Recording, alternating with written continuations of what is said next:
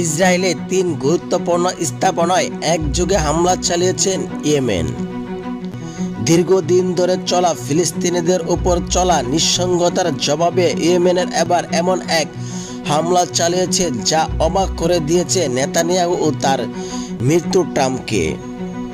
বিশেষ এক অপারেশনে ইসরায়েলের পরমাণু ক্ষমতা সম্পন্ন স্থাপনায় হামলা চালিয়েছেন প্রতিরোধ যোদ্ধারা। একই দিনে ইসরায়েল জুড়ে ব্যালিস্টিক ও হাইপারসনিক মিসাইল সহ বিস্ফোরক ভর্তি ড্রোনের হামলা যেন নরক নেমে আসে নেতানিয়াহুর দেশে। তবে সামরিক স্থাপনা ছাড়াও আসাদের পরমাণু সক্ষমতা বিশিষ্ট জেরিকো মিসাইলের ভান্ডারে এমন হামলা রীতিমতো ভীত নেতানিয়াহু। প্রতিরোধ দলগুলোকে থামাতে গিয়ে এমন ধ্বংসের মুখে ইসরায়েল নিজেই। রবিবার ইসরায়েলে ব্যালিস্টিক ও হাইপারসনিক এক বিশেষ অপারেশন চালিয়েছেন ইয়েমেনের প্রতিরোধ যোদ্ধারা।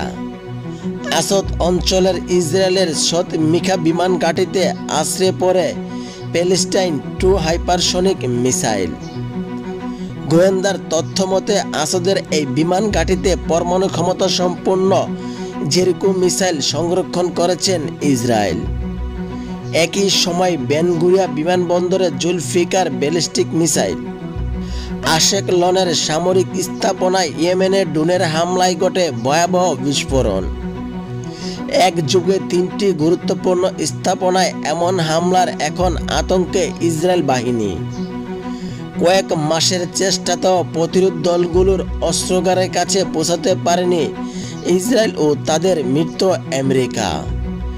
কিন্তু ইয়েমেনের মিসাইল পৌঁছে গেছে নেতানিয়াহুর দেশের সবচেয়ে গুরুত্বপূর্ণ মিসাইল ভান্ডারে।